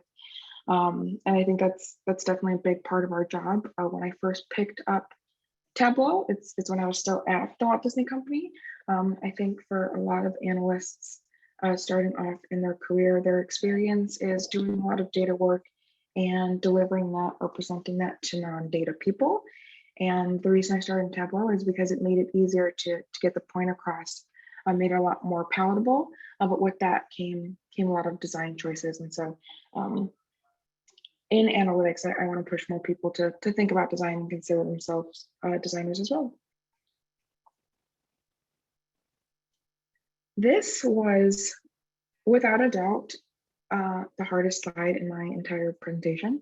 Before I wanted to go forward, I wanted to just level set on what I'm talking about when I say design. And I thought really hard about what the definition of design is. I did lots and lots of Googling, lots and lots of reading. A lot of them were long, and I really wanted to scale it back. And this is what I came up with, which is intentional, visuals, and function. I originally just thought I was going to put the word visuals up on here, but as I sort of mentioned a little bit, the visuals really support the way people are interacting with your reports, with your dashboards, with the things that you're doing. If we think about the first slide that I started off with here, the visuals were a part of you understanding what I was going to talk about, how I was starting off, and that is the function of it. So I included function as well. And then I also felt like it was important to add the word intentional, because they are choices we're making. Whether or not we're thinking much about them is something we'll talk about a little bit later, but we are deciding them. I did, when I made that first slide, I did pick lime green as the font color, and I did choose to put things where I put them. Whether or not I thought about them very long or very hard, or about the end user can be up for debate, but they were intentional. And because of that, I want us to shift a little bit and instead think of design as mindful visuals and function. Instead of just making those choices, thinking about how they're going to impact the end user and how it's going to help us get our information across is really where I want to take the rest of this presentation today. So you're probably wondering why I named it You Eat With Your Eyes First. I think the number one reason is because I am a huge foodie. So if I can talk about food, I will talk about food. Also, I think making analogies to food helps people because who doesn't love food? I think it's something we all can relate to. And it's a saying that I've heard before, probably because I watch entirely too much Food Network. But it's true. I think the visuals of food, of plating, inform a lot of your experience with food. And if you don't agree, I want to challenge you to think about if you've ever said any of these things or heard these things about looking at food. That looks disgusting, or I'm not eating that, or that doesn't look like it's going to be enough. I'm way too hungry. Those are all thoughts that you had about the food you're about to eat based entirely just by looking at it. And I think that's a good segue into how I think about and how I want to talk about analytics. You make a lot of assumptions and a lot of decisions based off your first instincts of just looking at something. And even in places when you don't think about it, going back to my definition about visuals and function, the function of food is to feed yourself, it's to eat. But the visuals do play a part in if you look at the dish and you don't want to eat it because you think it looks disgusting. They're really hard to separate those two in most things, analytics specifically, but definitely in other places like eating as well. I think a lot of people, when they think about the relationship between design and analytics, thinks the Venn diagram looks like this, as being separate strengths and separate processes and things that you go about not really at the same time, but there's some overlap, but maybe not a ton. And I actually think that the Venn diagram looks a little bit more like this. I think there's actually a ton of overlap. And I think a very, very large part of data visualization sits in the overlap. Like I said before about my experience when I was at the Walt Disney Company, we had a lot of stakeholders who weren't data people by trade or by nature, but they wanted and needed to use data to make better business decisions to help them do whatever their job was, whether that was strategy or marketing or finance or production and things like that. And it was our job to get that information to them, but also in a way that they were going to understand it and be able to make that actionable. And a big part of that came with the visuals, it came with the design, it came with making it easy to use. I'm sure we've all heard in our work that people don't have a lot of time, that they're opening reports 2 minutes before a meeting. So being intuitive is definitely a big part of that, but also being nice to look at. I keep referencing that first slide, but it wasn't as nice to look at as the second slide, and it definitely makes the experience easier and more enjoyable.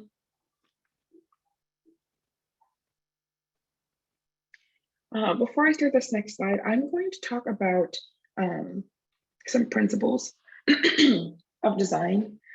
This is by no means all of them. I could probably talk for the full 2 hours just on principles of design, but I wanted to just select 4 that I think I reference the most frequently in my work, but also that I give the most feedback on in other people's work.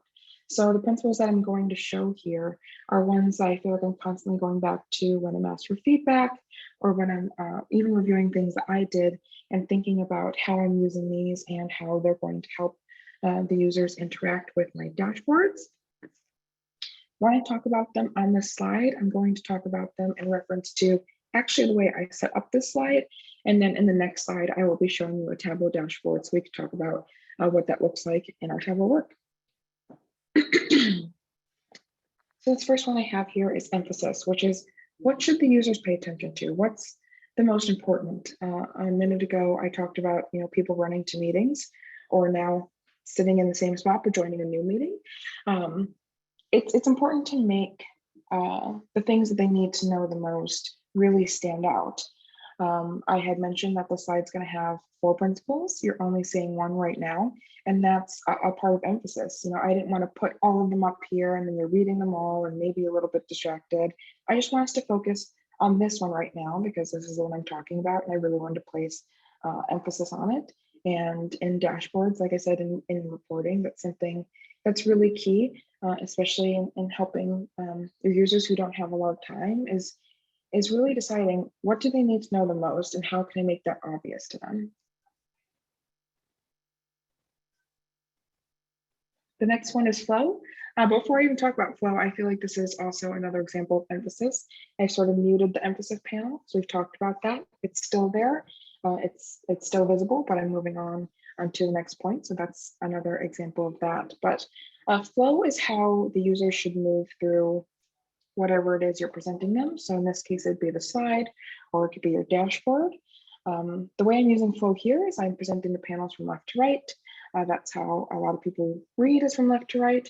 And I'm also managing your expectations of the rest of the slide by doing that. I'm sure if you had to guess where the next panel would be, a lot of us would say directly next to this one. We don't think it's probably going to be at the end based on how I've been moving through it so far.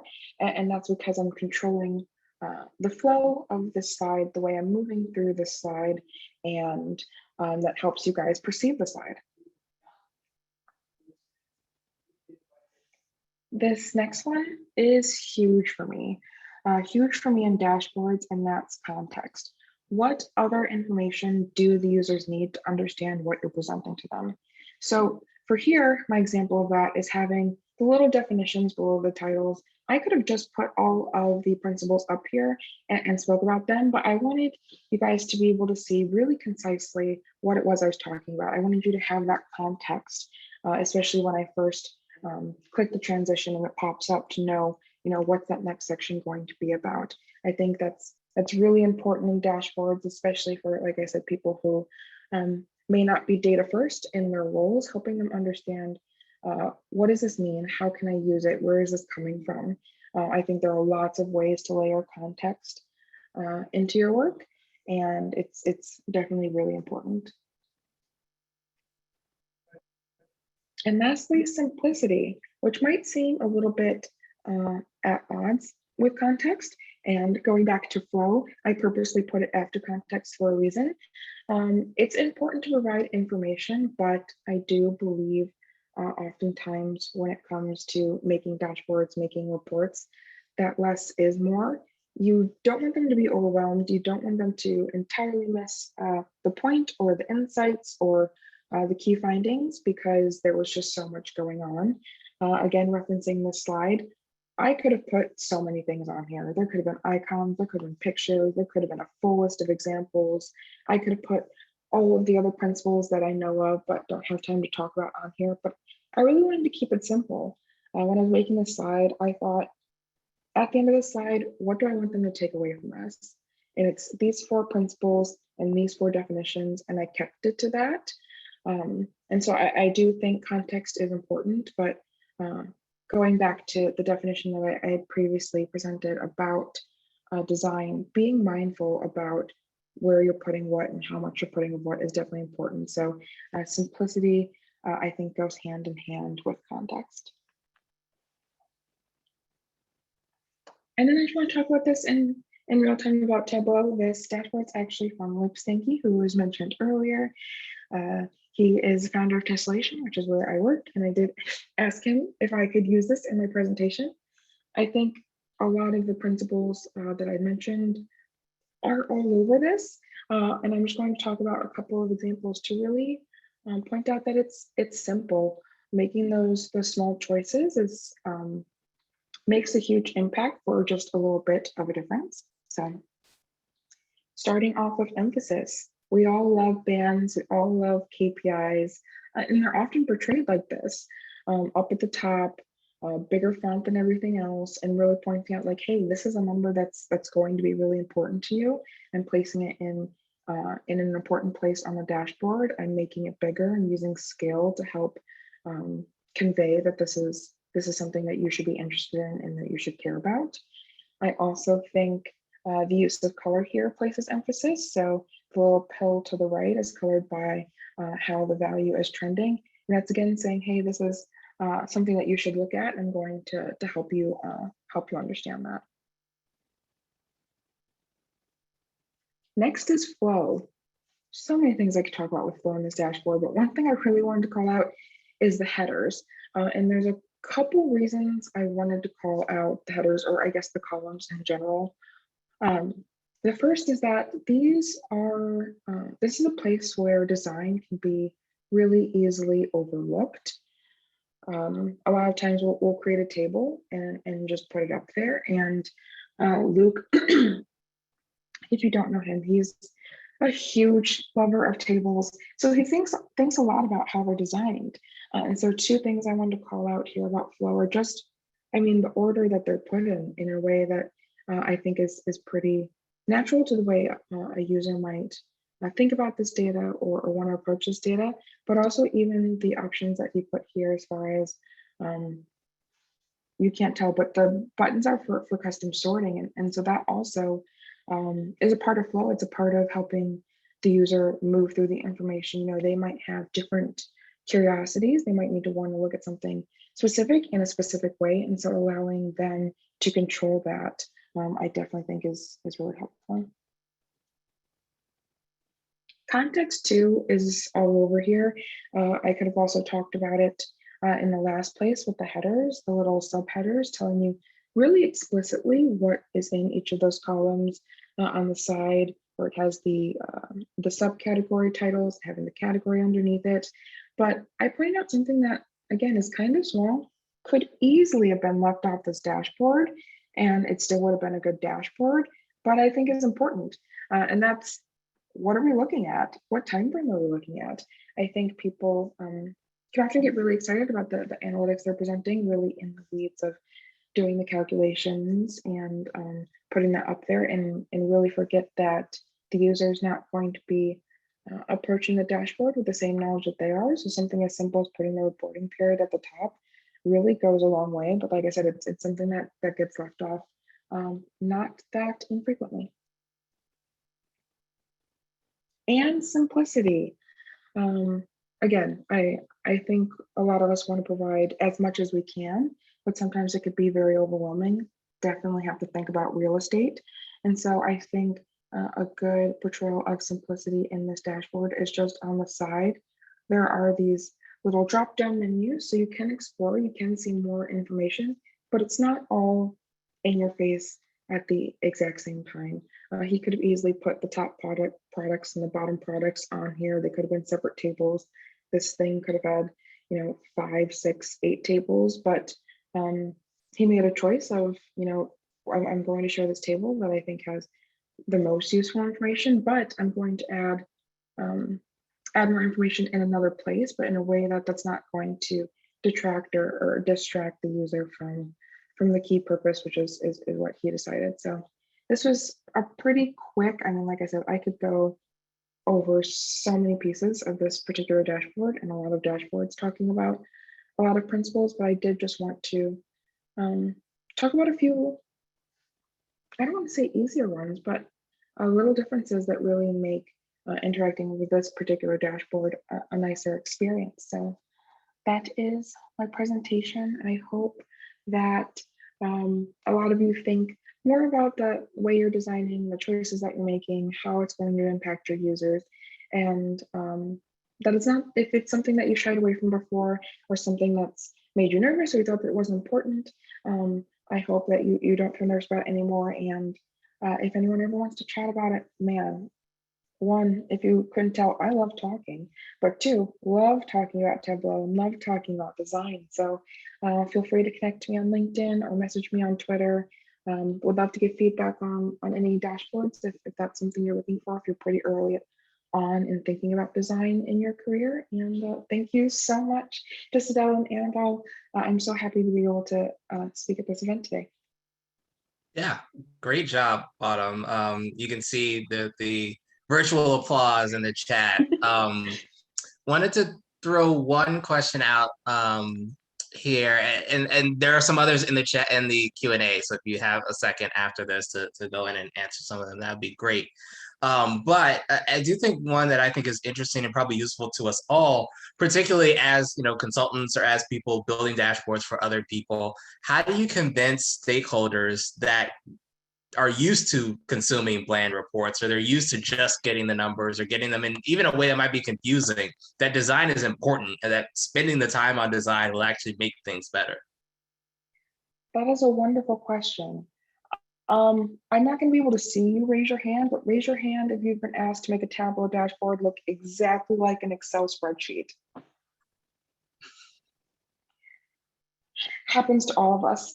I think really emphasizing, one, the quickness. I think we all know that if you tell stakeholders something is going to save them time, they're on board. And I really do think creating an intuitive designs really do help people save time. There's a reason that when we go on websites, we know a little hamburger symbol is going to be a menu. And being able to create things that are familiar, that help you move through it, is going to really save them time, but also it's going to make it easier to understand, which is going to create better decisions. One thing I tell a lot of people that I work with in general when they're having trouble communicating with stakeholders is reminding them that you guys have the exact same goal. And so that's important to me too when I push, not even that design's important, but certain design aspects. You know, maybe I'll get the suggestion to make a pie chart with 26 slices, and I definitely would recommend against that, which is a design choice. The data behind it is going to be the exact same regardless, but it's a design choice not to go with that. And I just remember, hey, you know, I know you want to get X information from this chart. I want to help you better understand X information. And I think you're going to be able to understand it better if I portray it this way because of Y and Z. So I always go back to, what's our goal? Your goal is you want to know this. My goal is I want you to know this. How can we best accomplish that? And it's normally through making, I mean, one, good analytics, write good calcs. Go to Ken for that though. But the second thing is making so people can read it and understand it, and then do whatever they need to do with it. I hope that answered. Yes, yes. I can agree more. Starting with the goal and aligning on what is this actually supposed to do, not just like, here's a report. Mhm. I really appreciate it. Thank you. I mean, yeah, like I said, there's probably 10 more questions available for you in the Q&A. All right, we are going to our third and last presentation. Let me grab my slides. In sort of usual fashion now, we've got a couple of Tableau folks here. So if you're looking for the tug that brings together the most Tableau people, I think we're starting to win now. Sarah is here, and Courtney. Sarah is a certified professional and program manager for instructor success. I love it because she's kind of a meta teacher. She teaches us how to teach better, which is, as an adjunct professor, is super helpful to me as someone that teaches this stuff. She also, when she's not doing Tableau, she's spending time with her 2-year-old and her 11-year-old Cocker Spaniel, which I assume both are difficult for their own reasons. And also trying new restaurants and local breweries. Courtney is a senior product manager that's been with Tableau since 2011, helping work with certification and education products. In addition to Tableau education, she is helping the state of Washington with adult education, which is awesome, and is a Seattle sports fan. And this was a good one for me as someone into sports, that she believes the Mariners will win it all one day. And I just assumed maybe the Ken Griffey years, maybe the Ichiro years, at some point they already had one. But no, I actually looked this up and they do not have a championship yet. So hopefully it's coming. But with that, Courtney and Sarah, I'll let you guys talk about, are you certified with Tableau? Awesome. Thank you.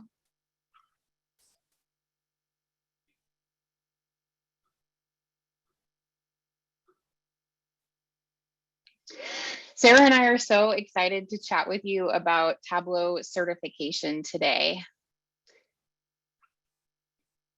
We are going to talk about a few products that have yet to be released, so you get a sneak peek. We ask that you don't make any financial or trading decisions based on the information we're giving you today. And we just had a great introduction. I'm sad that you brought up the Mariners, but maybe next year. My pronouns are she, her. Like Sidal mentioned, I am a product manager at Tableau, and I've been here for over 10 years. And I get the privilege of working with Sarah. Her pronouns are she, her. Saying she's the program manager for instructor success is just a little bit of everything that she does at Tableau. And we're really excited that we get to give you a sneak peek into a product that her and I are developing. So why do people get certified? There's lots of different reasons why people make the decision to get certified. our new exam delivery partner, Pearson VUE, they did a study over the last 12 months. And we've seen unemployment rates go up and down. And people have really been turning to Tableau certification and certification in general to help solidify their skill set and kind of pad their resume. I won't go through all of the numbers on here, but this is for from about 30,000 candidates that prepared for and earned an IT certification. So not just Tableau certification. The top one at 91%, and you all tell us this all the time, anytime you get certified, is that you have increased confidence in your abilities. And we love hearing those stories. If we shoot down to the bottom, 21% of these survey participants, they also received a promotion or a job advancement. And that's more of like the traditional reason you would get certified, but there are so many reasons to use certification. You should really see it as a tool in your toolbox that really helps align with your professional goals. So to ground us, if you haven't heard of Tableau certification, I'm going to do a small overview of the titles that we offer and the process of getting certified.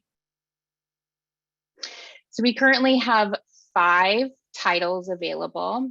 Our basic certification is the Tableau Desktop Specialist exam. This really helps prove your skills in Tableau Desktop. If we go down to the bottom to our intermediate level, if you look all the way to the right, you'll see our Certified Associate Consultant and Certified Associate Architect exams. Those are currently only available to Tableau partners, but those are role-based certifications. We then have our Tableau Server Certified Associate. Shout out to all the server admins out there. And then a new title that we're really going to focus on during our time here is the Tableau Certified Data Analyst exam. This is our newest exam that just launched for beta testing in September. And the certification process, it's simple in that it's only 4 steps, but there's lots of time and effort that goes into getting Tableau certified. The first is really determining which exam is right for you. To earn the title, you have to pass the associated exam. So it's really important to make sure that you are choosing the certification that's right for your career goals. And that could be if you are trying to break into a data analytics career, or become a full-time data analyst, the Tableau Certified Data Analyst exam is a good choice. Or you've been working as an admin and you really want to show that you deserve your promotion or some sort of a raise, then passing the server exam would be a good option. So it's really dialing in and checking in with yourself, what's the best exam for you? The second step is purchasing and scheduling your exam. We just launched with a new exam delivery provider, Pearson VUE, this year. And you're actually able to take there's 2 options to take your exam. You can take it online or in a testing center. And a testing center, that option is new for us. So we're really happy that you have multiple options. If you don't feel comfortable going to a testing center, you still have the option to test online from your home or your office location. You then prepare for your exam, and this could be the longest tail portion of it, especially if you are just starting your Tableau career. You could have been preparing your whole life to get Tableau certified, so you might already be ready, but it's really making sure that you understand what's covered in the exam and the skills that you have. You then take your exam and you receive your results. With the exception of the exam that's currently in beta, you get your results immediately. So you can, if you're successful, you earn a digital badge that you can share on social media and we can all celebrate with you. If you are unsuccessful, then you get feedback on some of the skills that you should brush up on. So our newest Tableau certification, it's the Tableau Certified Data Analyst exam. There's a lot of information on this slide. Autumn, do not be mad at me. I'll check in with you later on how to make this slide better. The exam format is knowledge-based and hands-on. So there's a performance-based aspect to it. You'll get 2 sections in the exam, the first one and the third one, which is knowledge-based, and then the hands-on portion, which is the lab component. And Sarah is going to give you I'm just going to walk you through some practice questions so you can feel out those types of questions.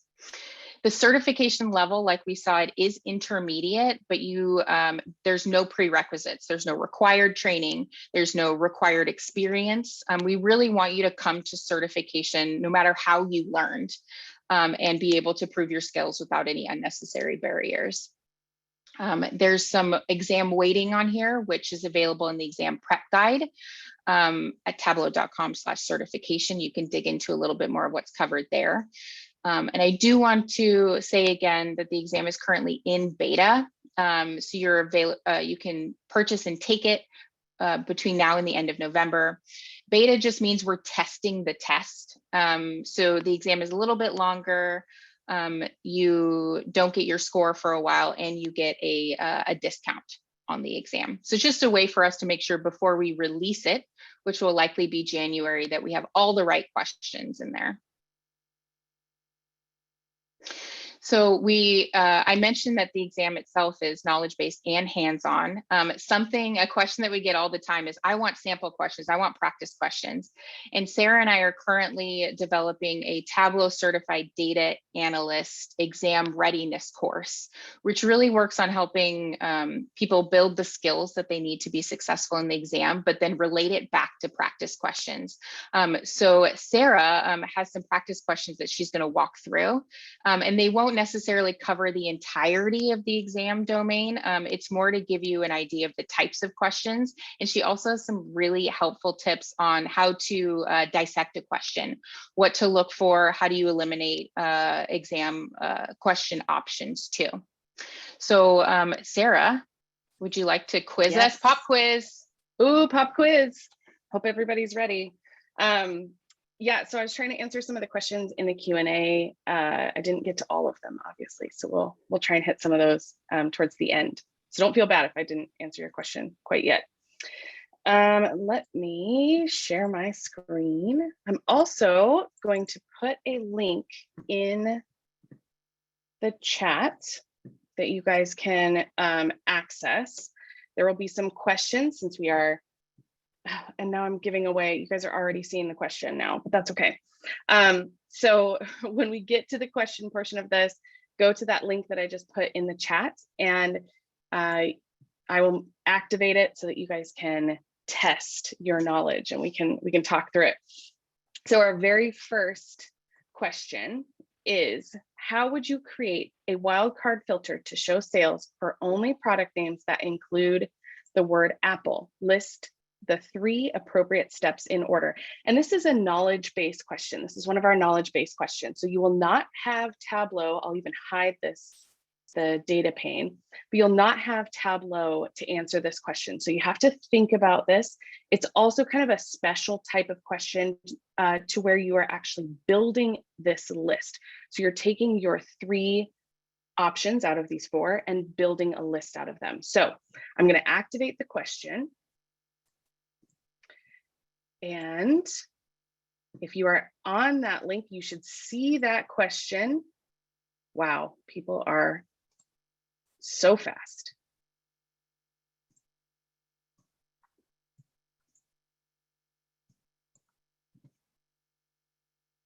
Okay, I'll give you guys a couple more minutes for this, and we can kind of look at some answers and see how you guys did.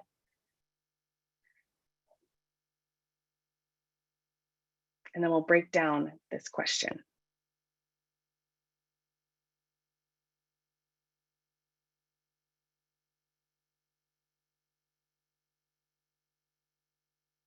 Okay, we're kind of slowing down. We've got about 40 people. Just remember at the very bottom, there is a submit. So you have to kind of select each one and then say submit. So it looks like we have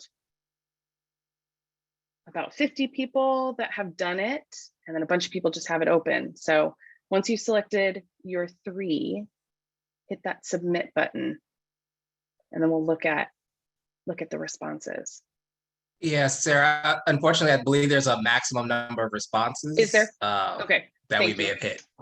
Ah, great. All right, well, we will look at, thank you. We'll look at some of these answers here. So the very first step, many of you said that the very first step should be drag product name to filter card. So 92% of those who could respond said drag product names to the filter card. Then click on the wildcard tab of the dimension filter. 80% of people said that was the second step. And then the third step, enter Apple in the text box and select contains. The 76%. So that is the correct order of those three. So let's break down the question. How would you create a wildcard filter, right? So that is our first kind of keyword, wildcard filter. So we know that the response, one of the responses here, the one that says wildcard tab, that's likely going to be a part of these steps. Then to show sales for only product names. And we know that when we are filtering a view like this, we aren't filtering on sales, we're filtering by sales. So we're pulling that product name dimension to the filter shelf so that we can filter by it. So there's another kind of keyword. So we can see drag product names to the filter card. So we have two of the three steps that include the word Apple. Now, B and D both contain Apple. Enter Apple in the text box, enter the formula contains Apple in the text box. So these two are really similar. So we have to kind of break it down a little bit further to realize and understand which of these is the best choice for a wildcard filter. And it comes down to the fact that you cannot create or input a formula for a wildcard filter. We can only do that for a conditional filter. So we have to enter Apple in the text box and select contains. So that's kind of breaking that down, and I'll show kind of the end result here. It is C, A, and B. And in the exam, it'll look a bit different than this and a bit different than what we saw in Poll Everywhere. So you'll kind of be dragging and dropping things into the order that they need to be put into. Okay, so that's our first knowledge-based question, so that we're just outputting those product names with Apple. All right, now we're going to transition a little bit from knowledge-based into hands-on. So I'm going to pull up this workbook, and hopefully you guys, or this sheet, hopefully you guys can see this. This uses the Save Data Source Sample Superstore, so everybody should be able to complete this. We're not going to do a poll everywhere for this, so I'm just going to give you a few minutes to complete it. And this is very similar to what the lab portion that Courtney was talking about looks like for the exam. You're going to have tasks along the side. You'll probably have more tasks than this. It'll be 10 to 12 tasks per hands-on activity, but it'll look very similar to this. You'll have the tasks and then Tableau on the other side, and you'll be able to use Tableau to complete those tasks. So I'll give you guys a couple of minutes to complete this task. If you are in another country, your sample superstore might be slightly different than mine. So the output of this, our outputs might not match exactly, and you may not be able to filter the view by the state of California, but for those of you who have kind of the English version of Sample Superstore, I think you should be able to get through this. So I'll give you just a couple minutes to attempt this and get all of these different tasks in place, and then I'll show you the end result and we'll talk about it.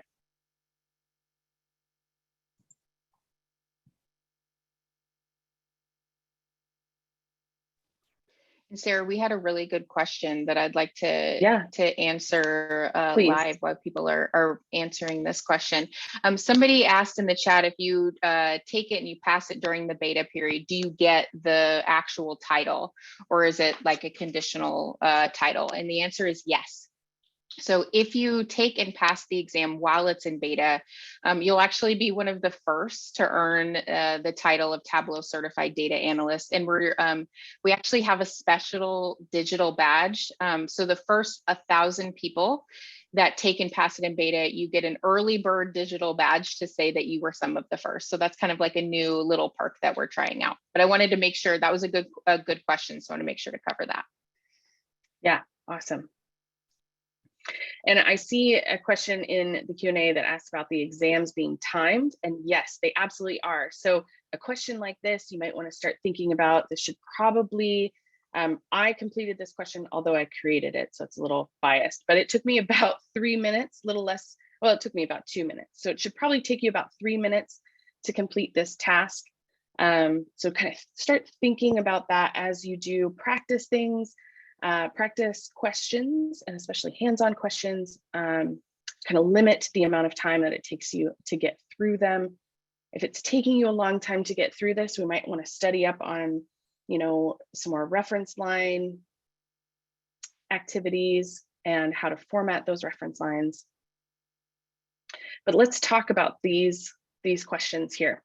So we're going to create a bar chart of sales and subcategory, and I'm going to open up my data pane so that I can actually do this. So I'll pull, I'm on the wrong, yes. So sales, and here we go on to columns, and then under product. So we have a hierarchy, so we have to open that up and pull sales and category and subcategory. And I just multi-selected them and put them on rows.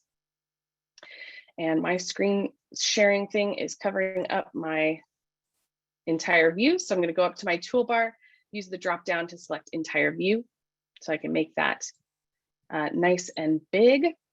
And then we're going to filter the view to sales in California.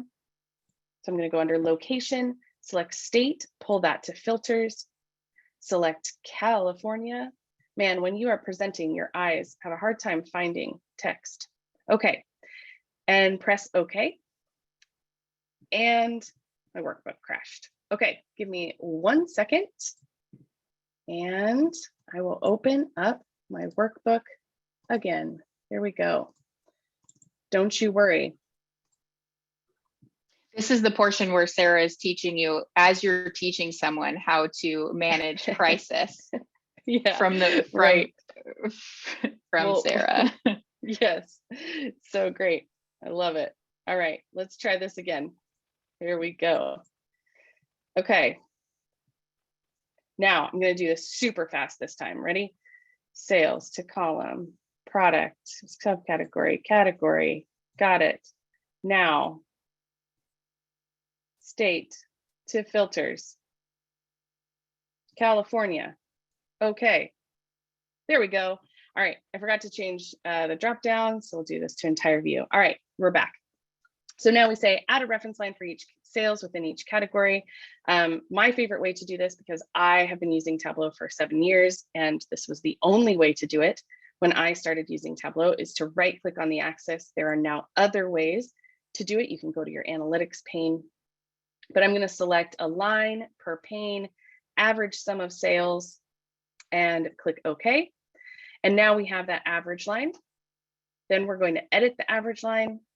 So I'm going to right click again, say edit, and I'm going to change my label from computation to custom. Now I am going to be a little bit lazy here, and I'm just going to put a $sign and the value for my custom label and change my tooltip to none. I could have also formatted sales and made that into a currency, but this is a little bit easier for this. And then I'm going to format the line to be black and middle weight. Here we go. All right, so far so good. Now we're going to add a reference band. And again, we can go to our analytics pane, and I'll just show you this way to kind of give a variety, and pull out my reference band. And I'm going to drop that on pane because I want a band per category. And then again, per pane, and we're going to say we want it from our sales average line to our sales maximum line. Click OK, but we have these labels that are kind of covering everything up. So again, I'm going to go in and edit. You could do the create and edit at the same time if you're reading ahead in your list, which will save you a little bit of time. But I'm going to say none for formatting. I'm going to fill this to the lightest gray. Oh, and we definitely don't want labels. So I'm going to put both those labels to none. Oops, and select the right thing. Okay, and that's our end result. And then we can look at that and kind of compare it to our end result here. All right, so let's try another question. Now, this one is a little bit harder.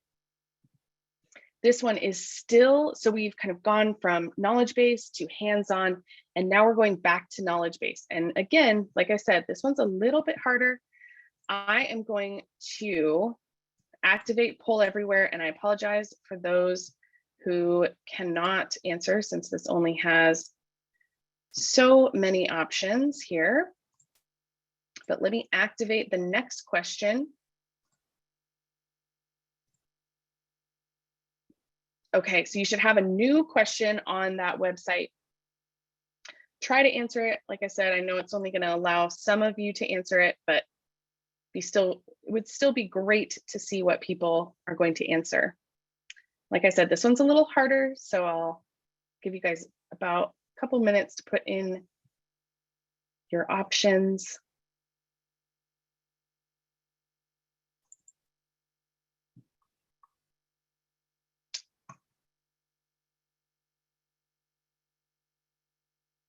Okay. It's always kind of fun. I won't share the results quite yet, but it's fun to watch them come in, right? The percentages move as you guys answer. So, all right, now it's full. So thank you for everyone that was able to answer. And we can see that we have a couple options here for A, a couple people that said B. Most everybody, 76% of you said D. All right, so let's talk about this question. Now, it's kind of complicated to look at the syntax of all of these options, and you kind of get lost in it a little bit. But a couple things kind of stand out to us. We're looking at this parameter, and this parameter changes which measure we see in the view. So either we're looking at sales or we're looking at profit. What we want to do is, using this parameter, take the same parameter, use it in another calculation that ties a reference line to target sales or target profit, so that these two things move in sync: the sales in the view and the reference line of target sales in the reference line. So we're using a case statement to complete that. And our 4 things that we need in a case statement: case, when, then, end. So if we're looking at these 4 options, we know that we can eliminate C right away. There's no end to that case statement.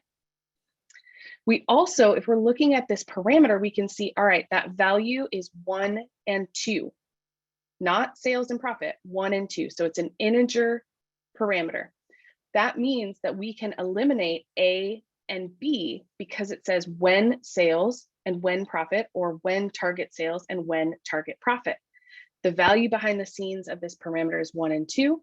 So that is the value that we have to use within our case statement. And the only 2 options that use that are C and D, right? When 1, when 2. But we already eliminated C because it's missing that syntax of end, right? So our correct answer is D. And I can even, use our show high containers to give a little bit more understanding of what I just kind of talked through, right? Sales and profit, target sales and target profit, missing the end. So that makes D our correct answer. And we can look at this. So just to kind of tie this together, again, this would be a knowledge-based question. So you would not have Tableau to answer this question, but to just kind of look a little bit behind the scenes as to what's happening is we have that final calculation that's being used in this chosen metric target. And that is going to allow us to show the reference line. 1 is sales profit or sales target, and 2 is profit targets. And then we're using that field in our reference line, edit reference line, to show which value is selected. Okay, Do we have time for one more question? I have one more question if we have time for it. Annabelle, do you have an opinion? She's shaking her head yes. Oh, I can't see You can't her. see her. I'm so Yeah, sorry. if you can't see her, she's shaking her head yes. Yeah, we can't miss out on sets. All right, let's do it. Okay, we have one last question. And again, I will open up the new question here. And again, we only have so many that can answer it, but I will let you know once that poll is full.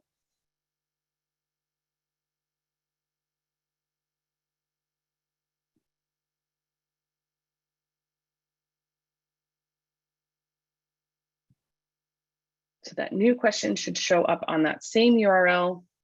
There we go, starting to get people to respond.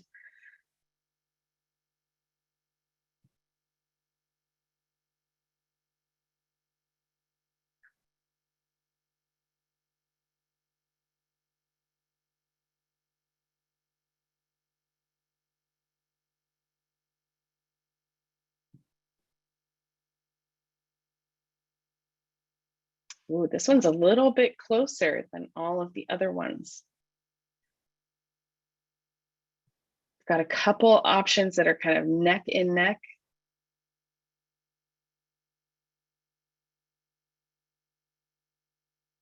All right, keep answering. The poll is still open. Okay, just closed. All right, so let's look at these results. So 40% of you all said A was the correct answer. 32 said B. So this is one that was really close between these two answers. So let's talk about it.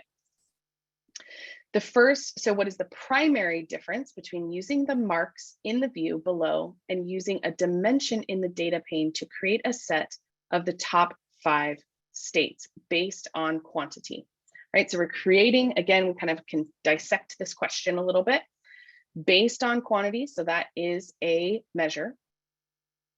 And top 5 is a way for us to create a set, right? So we can say, okay, here are the top 5. So if we're using the marks in the view to create a top 5 set, we would count 1, 2, 3, 4, 5, and we would select these top 5 marks and create a set from them. Okay, so we just manually select those top 5 and create a set. Now, the downside of that, well, the upside is it's really easy, right? We can just select them in the view and create the set. The downside is that that set is actually static. So if we're manually selecting things in the view, that set is static. If we go to our state in our data pane, and I'll open up my data pane over here, right click on state and see it and say create set. And then we're doing a top 5 based on quantity. This, and creating it this way, is actually dynamic. Okay, so the two different ways, one is static and one is dynamic. So that is going to help us answer this question. The set made off marks in the view is dynamic. So if we know, based on what we just learned, the marks, selecting the marks in the view is static and not dynamic, so we can eliminate option A. The set made off marks in the view is static and will not update with the data. That looks like the correct answer, but let's read the other two. Set made off a dimension in the data pane is static, right? That isn't true because we've already eliminated A, and that's kind of the opposite of A. And nothing, they are the same. So B is our correct answer. Set made off marks in the view is static and will not update with the data. So I hope that those 4 questions kind of give you a little insight into not only our data analyst exam, but also our data analyst readiness course. So our data analyst readiness course will go through questions like this with a live instructor like I just did with you guys, and help you not only understand Tableau better, but understand questions and how to dissect them so that you're more successful on that exam. Courtney, should I pass it back over to you for final questions? Yeah, we're just a little bit over. I know it's late for some people. If you have questions, I have been typed so fast to answer your questions. There's so many great questions. If you have any more questions, I encourage you to go to tableau.com/certification to get more information about the exam, or email certification@tableau.com, and I will keep answering your questions there. Thank you very much, Courtney and Sarah. It was very nice to have you here. I will share my screen one last time to conclude, because we are very late and already people are dropping off. So let me just present. So if you want to apply to present, please do so by either send me an email or contacting us on social media or scanning this QR code here. I want to encourage you to obviously register for a Tableau conference. You can find it in tableau.com. The link, it's very easy. And what we want to say that if you want to join our APAC edition next month, you can already scan and register for it. I encourage you to register anywhere, because it's a way for me to after send you all the speaker contents, the video link, and if you are sleeping during that time, you can anyway watch a video later. But yeah, don't worry, in November it will be for APAC and Europe, more friendly, but like I said, the video will be available and the content also. And after in December, we will have again one for Europe and America with awesome speakers, but I will let you know very soon. Thank you very much for everyone for joining, and I wish you a very good day, evening, or morning. Bye-bye.